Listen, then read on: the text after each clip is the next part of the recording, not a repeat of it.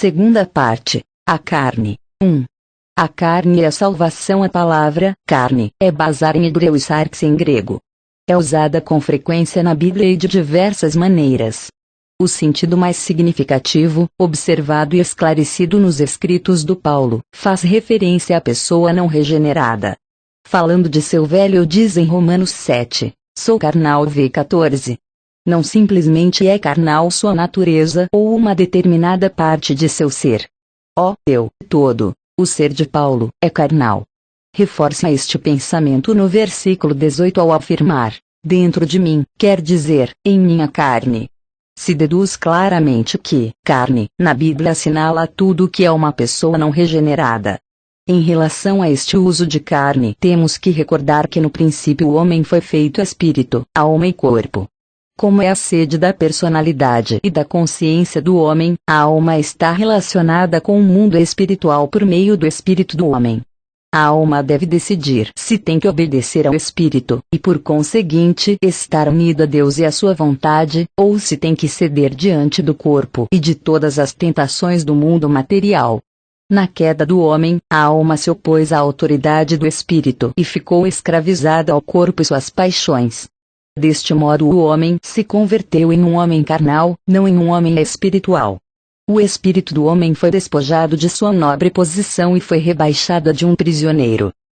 Posto que agora a alma está sob o poder da carne, a Bíblia considera que o homem é carnal. Tudo o que é anímico se tornou carnal. Além de usar carne para designar a tudo o que é uma pessoa não regenerada, às vezes também se usa para denotar a parte branda do corpo humano como distinta do sangue e dos ossos. Também pode ser usada para referir-se ao corpo humano. Pode ser usada em outras ocasiões significando a totalidade da humanidade. Estes 4 significados estão estreitamente relacionados. Assim, deveríamos destacar brevemente estas 3 outras maneiras de usar carne na Bíblia. Primeira, carne, referindo-se à parte branda do corpo humano. Sabemos que um corpo humano é composto de carne, ossos e sangue. A carne é a parte do corpo por meio da qual percebemos o mundo que nos rodeia. Por conseguinte, uma pessoa carnal é uma que segue ao mundo. Vai ter simplesmente carne, vai atrás da sensação de sua carne. Segunda, carne referindo-se ao corpo humano. Em termos muito amplos significa o corpo humano tanto vivo como morto. Segundo a última parte de Romanos 7, o pecado da carne está relacionado com o corpo humano. Vejo em meus membros outra lei em guerra com a lei de minha mente que faz-me cativo da lei do pecado que vive em meus membros. V. 23.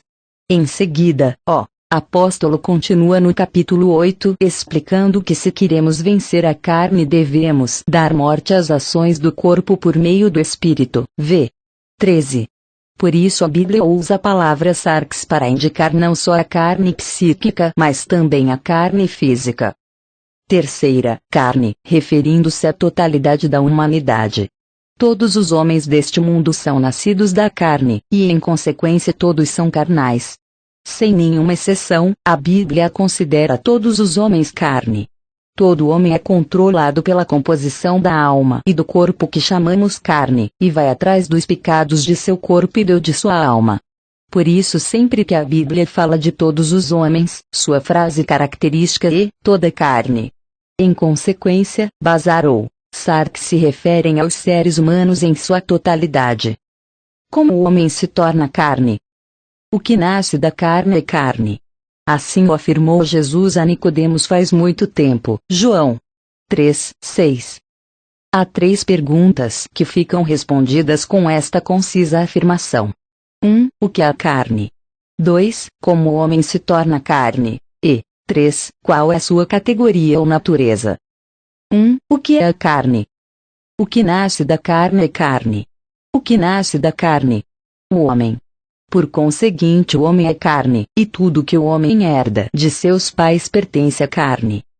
Não se faz distinção de se o homem for mau, ímpio, estúpido, inútil e cruel. O homem é carne. Tudo o que o homem tem ao nascer pertence à carne e se encontra dentro desse mundo. Tudo aquilo com que nascemos e o que desenvolvemos posteriormente fica incluído na carne. 2. Como o homem se torna carne. Todo o que nasce da carne é carne. O homem não se torna carnal aprendendo a ser mau com uma prática progressiva do pecado, nem entregando-se a atos licenciosos, ávido de seguir o desejo de seu corpo e de sua mente até que finalmente todo ele é vencido e controlado pelas más paixões de seu corpo. O Senhor Jesus afirmou com ênfase que uma pessoa é carnal assim que nasce. Isto não é determinado nem por sua conduta nem por seu caráter. Há uma coisa que é decisiva neste ponto. De quem nasceu? Todo homem deste mundo foi engendrado de pais humanos e por conseguinte Deus o considera que é da carne. Gênesis 6:3. Como pode alguém que nasce da carne não ser carne?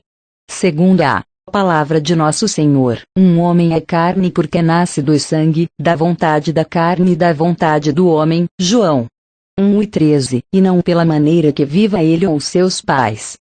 3. Qual é a natureza da carne? O que nasce da carne é carne. Não existe nenhuma exceção nem distinção. Nem a educação, nem as melhoras, nem a cultura, nem a moralidade ou a religião podem fazer que o homem deixe de ser carnal. Nenhuma ação ou poder humano pode modificá-lo. Se não for regenerado da carne, permanecerá como carne. Nenhum sistema humano pode fazer que deixe de ser o que era ao nascer. O Senhor Jesus disse, e, pelo que esse assunto ficou decidido para sempre. A carnalidade de um homem não vai ser determinada por ele mesmo, mas sim por seu nascimento.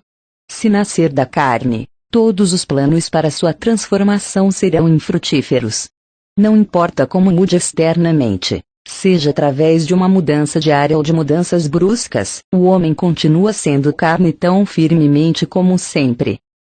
O homem não regenerado. O Senhor Jesus afirmou que qualquer pessoa não regenerada que só tenha nascido uma vez, ou seja, nascida só de homem, é carne e por conseguinte vive no mundo da carne.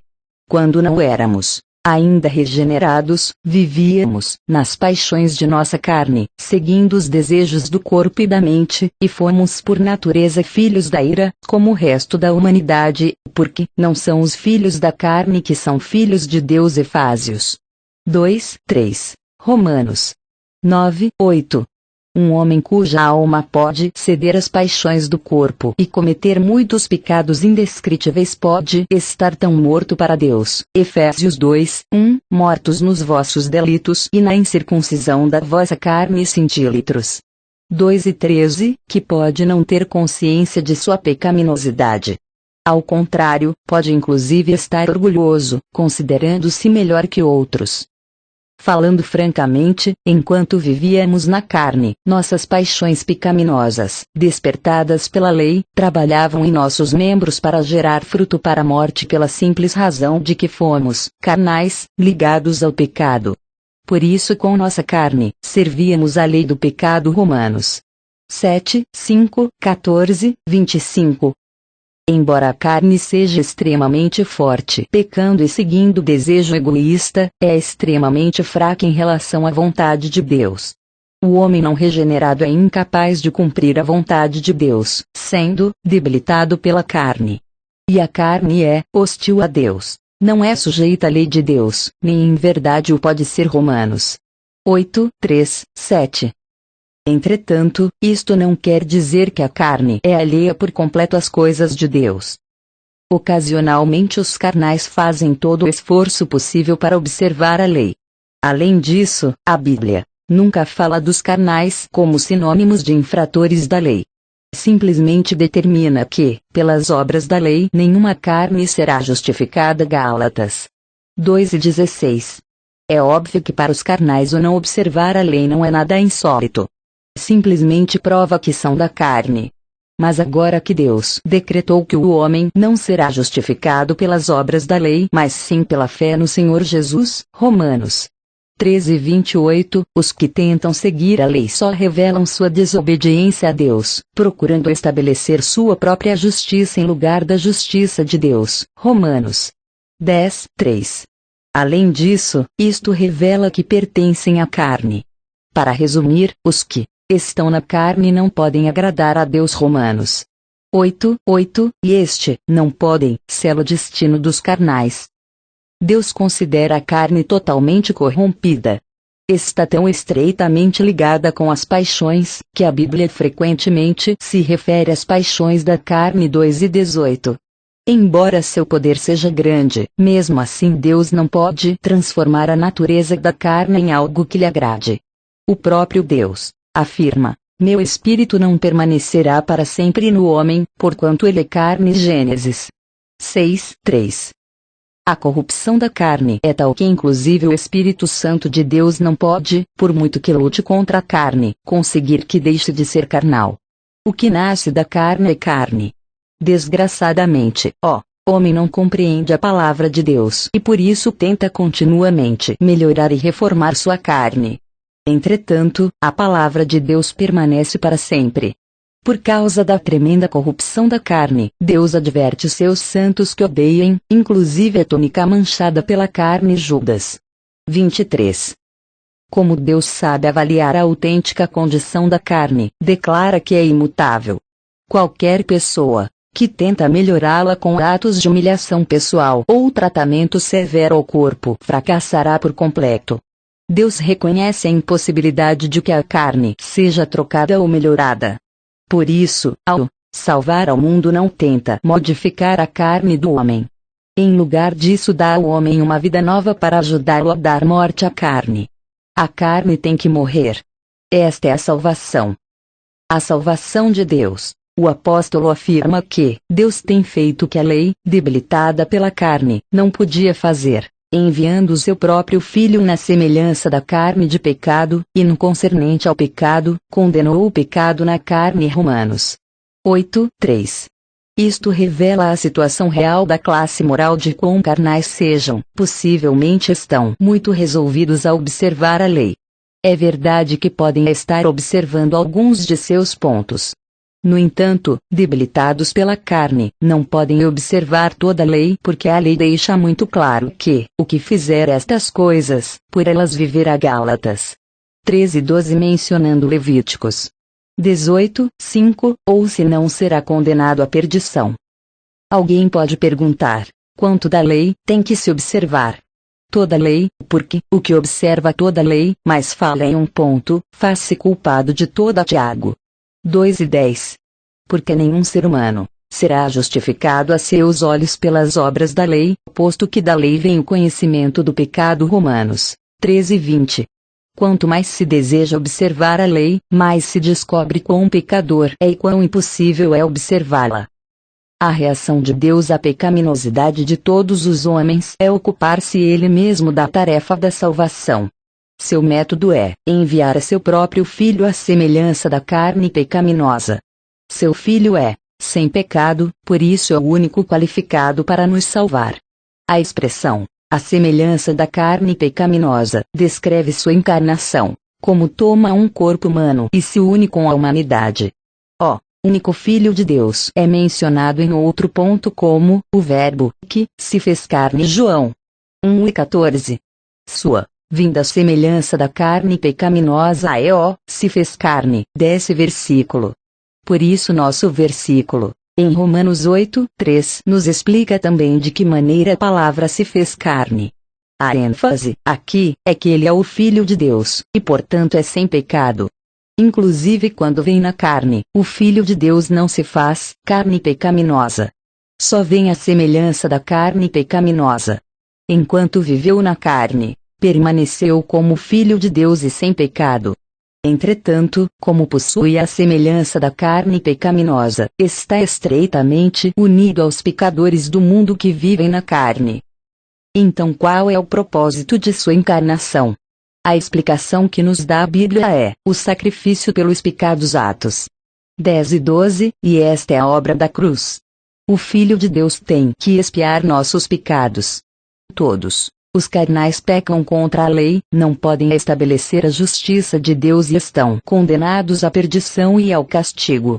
Mas o Senhor Jesus, ao vir ao mundo, toma esta semelhança da carne pecaminosa e se une tão completamente aos carnais, que estes são castigados por seu pecado na morte de Cristo na cruz. Ele não tem que sofrer, porque é sem pecado, mas sofre porque tem a semelhança da carne pecaminosa. Na posição de uma nova cabeça corporativa, o Senhor Jesus inclui a todos os pecadores em seu sofrimento. Isto explica o castigo pelo pecado. Como sacrifício pelo pecado, Cristo sofre por todos os que estão na carne. Mas e o poder do pecado que enche os carnais? Condenou ao pecado na carne. O que é sem pecado, é feito pecado por nós para que morra pelo pecado. Ele é morto na carne. 1 Pedro 13:18. Ao morrer na carne leva à cruz o pecado na carne. Isto é o que quer dizer a frase, condenou o pecado na carne. Condenar é julgar ou impor um castigo. O julgamento e o castigo do pecado é a morte. Por isso o Senhor Jesus dá morte ao pecado em sua carne. Por conseguinte, podemos ver em sua morte que não só são julgados nossos pecados, mas também inclusive é julgado o próprio pecado. Assim, o pecado já não tem nenhum poder sobre os que se uniram à morte do Senhor e em consequência tem o pecado condenado em sua carne. A regeneração, a libertação do castigo e do poder do pecado, que Deus dá, se realiza na cruz de seu Filho. Agora, põe esta salvação diante de todos os homens para que todo que queira aceitá-la seja salvo. Deus sabe que no homem não há nada bom. Nenhuma carne pode lhe agradar. Está corrompida, sem possibilidade de reparação. Posto que é tão irremediável, como pode o homem agradar a Deus depois de ter acreditado, se ele mesmo não lhe dá algo novo? Graças a Deus que outorgou uma vida nova, sua vida não criada, aos que acreditam na salvação do Senhor Jesus e o recebem como seu Salvador pessoal.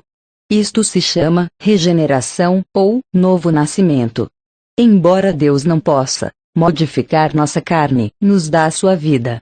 A carne do homem permanece tão corrupta nos que nasceram de novo como nos outros. A carne de um santo é tal qual a de um pecador. Na regeneração, a carne não se transforma. O novo nascimento não exerce nenhuma influência sobre a carne. Permanece tal como é. Deus não nos transmite sua vida para educar ou adestrar a carne. Ao contrário, a dá a nós para vencer a carne. Na regeneração o homem passa a estar vinculado a Deus pelo novo nascimento. A regeneração significa nascer de Deus. De maneira que, nossa vida carnal nasce de nossos pais, nossa vida espiritual nasce de Deus. O significado do nascimento é transmitir vida. Quando dizemos que nascemos de Deus, significa que recebemos uma nova vida dele. O que recebemos é uma vida autêntica. Vimos anteriormente de que maneira nós, seres humanos, somos carnais. Nosso espírito está morto e nossa alma dirige totalmente todo o ser. Andamos segundo as paixões do corpo. Não há nada bom em nós. Ao vir nos libertar, Deus deve primeiro restaurar a posição do espírito para que possamos. É óbvio que deveríamos observar que há outra classe, reconhecida em Romanos 8:7, que não se preocupa absolutamente de observar a lei de Deus. A mente que está sentada na carne é hostil a Deus. Não se submete à lei de Deus, seriamente não pode tornar a ter comunhão com Ele. Isto acontece quando cremos no Senhor Jesus. Deus põe sua vida em nosso espírito, e deste modo ressuscita da morte. Agora o Senhor Jesus afirma que o que nasce do Espírito é Espírito. João 3:6. Nesse momento a vida de Deus, que é o Espírito, entra em nosso espírito humano e o restaura à sua posição original. O Espírito Santo se instala no espírito humano e desta maneira o homem é transferido ao mundo espiritual. Nosso espírito é avivado e torna a prevalecer. O Espírito Novo, mencionado em Ezequiel 36:26, é a vida nova que recebemos na regeneração. O homem não é regenerado por fazer algo especial, mas sim por acreditar no Senhor Jesus como seu Salvador. A todos os que o receberam, aos que acreditaram em seu nome, deu-lhes poder de serem feitos filhos de Deus. Os que nasceram não de sangue, nem da vontade da carne, nem da vontade do homem, mas sim de Deus. João 1:12-13. Os que acreditam no Senhor Jesus Cristo como seu Salvador, nascem de Deus e como consequência são filhos dele. A regeneração é um mínimo na vida espiritual. É a base sobre a qual posteriormente se edificará. Ninguém pode falar de vida espiritual nem esperar crescer espiritualmente se não for regenerado, posto que não tem vida em seu espírito. Da mesma maneira que ninguém pode construir um castelo no ar, tampouco podemos edificar os que não estão regenerados. Se tentarmos ensinar a um não regenerado a fazer o bem e adorar a Deus, estaremos ensinando a um morto. Ao tentar reformar a carne, estamos tentando fazer o que Deus não pode fazer. É vital que cada crente saiba sem dúvidas que já foi regenerado e que recebeu uma vida nova. Deve ver claramente que o novo nascimento não é tentar pôr remendos à velha carne ou transformá-la em vida espiritual. Ao contrário, é receber uma vida que nunca teve antes. Quem não nasce de novo não pode ver o reino de Deus. Não pode perceber os mistérios espirituais, nem saborear a doçura celestial do reino de Deus. O seu destino só é o de esperar a morte e o julgamento. Para ele não há nada mais. Como uma pessoa pode saber que foi regenerada? João nos diz que o homem nasce de novo ao crer no nome do Filho de Deus e ao recebê-lo. 1:12. O Filho de Deus se chama Jesus, que significa salvará o povo de seus pecados. Mateus 1:21. Assim, crer no nome do Filho de Deus equivale a acreditar nele como Salvador, acreditar que morreu na cruz por nossos pecados para nos libertar do castigo e do poder do pecado. Acreditar nisso é recebê-lo como Salvador. Se alguém deseja saber se está regenerado ou não, só tem que fazer uma pergunta: fui à cruz como um pecador necessitado e recebi ao Senhor Jesus como Salvador? Se responder afirmativamente, está regenerado. Todo que crê no Senhor Jesus nasce de novo. O conflito entre o novo e o velho é essencial a uma pessoa regenerada que compreenda o que obteve com o novo nascimento e o que persiste de seus dotes naturais. Esse conhecimento a ajudará em sua peregrinação espiritual. Neste ponto pode ser útil explicar tudo o que é entendido da carne do homem e também a maneira com que o Senhor Jesus trata com os componentes dessa carne, em sua redenção. Em outras palavras, o que herda um crente na regeneração? Uma leitura de vários versículos de Romanos 7 pode deixar claro que os componentes da carne são principalmente o pecado e o eu. O pecado que vive em mim, quer dizer, em minha carne vs. 14, 17, 18. O pecado, aqui, é o poder do pecado, e o minha é o que reconhecemos normalmente como o eu.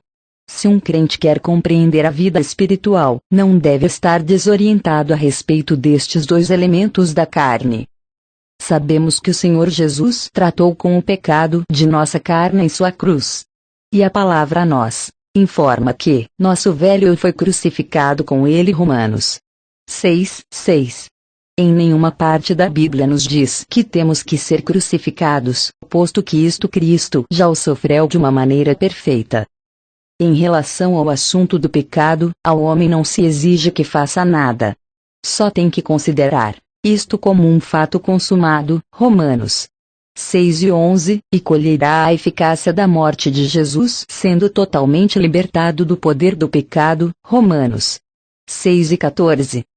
A Bíblia jamais nos diz que temos que ser crucificados pelo pecado, é verdade. Entretanto, nós exorta sim, que levemos a cruz para negar o eu. O Senhor Jesus em muitas ocasiões nos manda que neguemos a nós mesmos e levemos a cruz e o sigamos. A explicação disto é que a forma como o Senhor Jesus trata nossos pecados e trata a nós mesmos é muito distinta. Para conquistar o pecado por completo, o crente só necessita um instante. Para negar seu eu necessita toda a vida. Jesus só levou nossos pecados na cruz, mas se negou a si mesmo durante toda a sua vida. Nós devemos fazer igual. A carta de Paulo aos Gálatas descreve a relação entre a carne e o crente. Por um lado nos diz que os que pertencem a Cristo Jesus crucificaram a carne com suas paixões e desejos. 5:24. No mesmo dia em que uma pessoa se identifica com o Senhor Jesus, sua carne também é crucificada. Agora bem, alguém poderia pensar, sem a instrução do Espírito Santo, que sua carne já não existe, pois acaso não foi crucificada? Mas, por outro lado, a carta nos diz: andem no Espírito e não satisfaçam os desejos da carne. Porque os desejos da carne se opõem ao Espírito, e os desejos do Espírito se opõem à carne. 5:16, 17. Aqui nos diz claramente que o que pertence a Cristo Jesus e que já tem o Espírito Santo vivendo nele, ainda tem a carne nele. E não é somente que a carne existe, também nos diz que é singularmente poderosa. O que podemos dizer? São contraditórios estes dois textos bíblicos? Não. O versículo 24 põe ênfase no pecado da carne, enquanto que o versículo 17 põe no da carne. A cruz de Cristo trata com o pecado, e o Espírito Santo trata com ele por meio da cruz. Cristo liberta por completo o crente do poder do pecado por meio da cruz, para que o pecado não torne a reinar, mas Cristo, por meio do Espírito Santo que vive no crente, capacita-o para vencer o dia após dia e para que obedeça a ele por completo. A libertação do pecado é um fato consumado. A negação dele tem que ser uma experiência diária.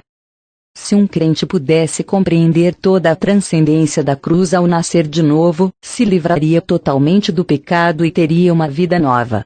É realmente lamentável que muitos obreiros cristãos não apresentam essa salvação completa aos pecadores, e com isso, estes só acreditam na metade da salvação de Deus. Isto os deixa nessa situação. Seus pecados estão perdoados, mas falta-lhes a força para deixar de pecar. Por outra parte, mesmo nas ocasiões em que se lhes apresenta a salvação em sua totalidade, os pecadores só desejam que seus pecados lhes sejam perdoados, porque não esperam sinceramente ser libertados do poder do pecado.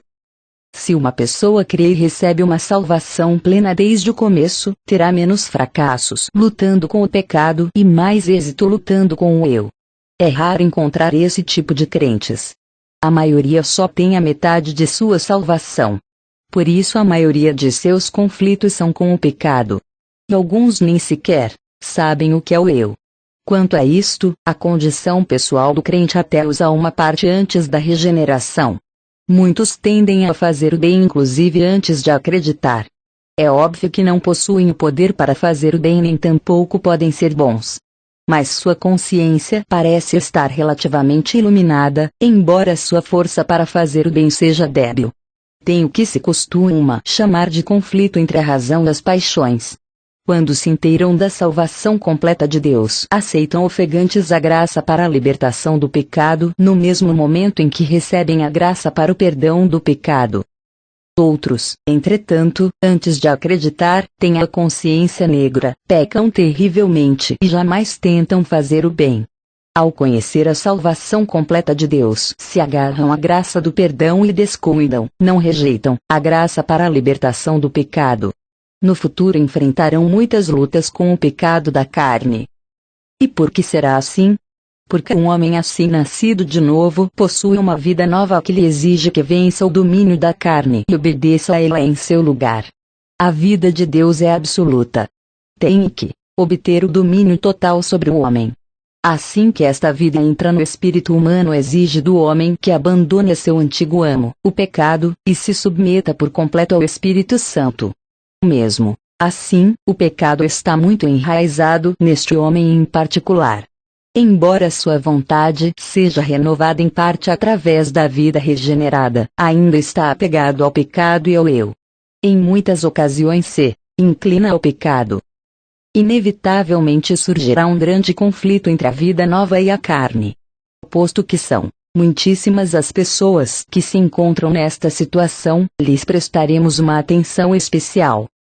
Entretanto, permitam que recorde a meus leitores quão desnecessário é ter lutas e fracassos contínuos com o pecado, não com o eu, pois isto é diferente. A carne exige soberania absoluta, igualmente a vida espiritual.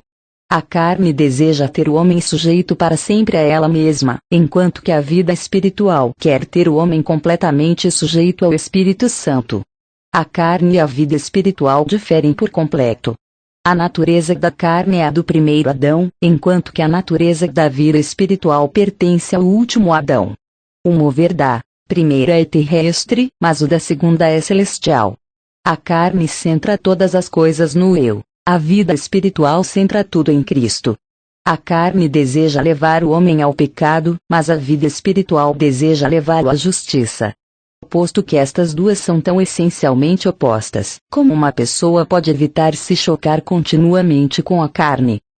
O crente estará em constante luta se não compreender toda a salvação de Cristo. Quando os crentes jovens entram nestes conflitos, ficam estupefatos. Alguns se desesperam em querer crescer espiritualmente, pensando que são muito maus. Outros começam a duvidar de que estejam realmente regenerados, sem ver que a própria regeneração suporta esta confrontação. Antes, quando a carne governava sem interferências, porque o espírito estava morto, podiam pecar terrivelmente sem ter nenhum sentimento de culpa. Agora surgiu a nova vida, e com ela a natureza, o desejo, a luz e o pensamento celestiais. Quando esta nova luz penetra no homem, põe a descoberto imediatamente a corrupção que há dentro. O novo crente não quer permanecer em um estado semelhante e deseja seguir a vontade de Deus. A carne começa a lutar com a vida espiritual. Esta batalha dá a impressão ao crente de que em seu interior há duas pessoas. Cada uma tem sua própria ideia e força. Cada uma busca a vitória. Quando domina a vida espiritual, o crente se sente muito feliz, mas quando começa a dominar a carne, se entristece. As experiências deste tipo confirmam que essas pessoas foram regeneradas. O propósito de Deus não é, nem será jamais, reformar a carne, mas sim destruí-la. O eu na carne deve ser destruído com a vida de Deus que o crente recebe na regeneração. Certamente, a vida que Deus transmite ao homem é muito poderosa, mas a pessoa regenerada ainda é um bebê recém-nascido e muito fraco. A carne teve as rédeas durante muito tempo e seu poder é tremendo. Além disso, o regenerado ainda não aprendeu a receber por fé a completa salvação de Deus. Embora esteja salvo, ainda está na carne durante este período. Ser carnal significa estar sendo governado pela carne. O mais lamentável é que um crente, iluminado pela luz celestial para conhecer a maldade da carne e para desejar com todo o coração vencê-la, encontre-se muito fraco para obtê-lo. É quando derrama muitas lágrimas de tristeza. Como não vai estar zangado consigo mesmo se, embora abrigue um novo desejo de destruir o pecado e agradar a Deus, sua vontade não é bastante firme para dominar o corpo de pecado? Poucas são as vitórias, e muitas as derrotas. Em Romanos 7 Paulo expressa a angústia deste conflito, pois o que faço, não o entendo, porque o que quero, isso não pratico, mas o que aborreço, isso faço. E, se faço o que não quero, consinto com a lei, que é boa. Agora, porém, não sou mais eu que faço isto, mas o pecado que habita em mim. Porque eu sei que em mim, isto é, na minha carne, não habita bem algum. Com efeito, querer o bem está em mim, mas o efetuá-lo não está. Pois não faço o bem que quero, mas o mal que não quero, esse prático. Ora, se eu faço o que não quero, já o não faço eu, mas o pecado que habita em mim. Acho então esta lei em mim, que, mesmo querendo eu fazer o bem, o mal está comigo. Porque, segundo o homem interior, tenho prazer na lei de Deus. Mas vejo nos meus membros outra lei guerreando contra a lei do meu entendimento, e me levando cativo à lei do pecado, que está nos meus membros. VS 15:23. Muitos se identificarão com seu grado de quase total desespero. Miserável homem que sou! Quem me libertará deste corpo de morte? V. 24. Qual é o significado desta confrontação? É uma das maneiras com que o Espírito Santo nos disciplina. Deus proporcionou uma salvação total para o homem. Quem não sabe que a tem não poderá desfrutar dela, nem tampouco poderá experimentá-la se não a desejar. Deus só pode dar algo aos que acreditam, recebem e pedem. Por isso, quando o homem pede o perdão e a regeneração, Deus o concede, sem dúvida. E Deus usará o conflito para levar o crente a procurar e a conseguir o triunfo total em Cristo. O que antes era ignorante agora desejará saber, e então o Espírito Santo terá uma oportunidade de lhe revelar o que Cristo fez com seu velho homem na cruz para que agora possa acreditar e possuir este triunfo. E o que não possuía porque não procurava, descobrirá por meio desta luta que toda a verdade que ele tinha só era mental e, por conseguinte, inútil. Isto lhe fará desejar experimentar a verdade que só tinha conhecido mentalmente. As lutas aumentam dia a dia. Se os crentes se mantiverem fiéis sem se desesperar, passarão por conflitos mais duros até o momento em que sejam libertados.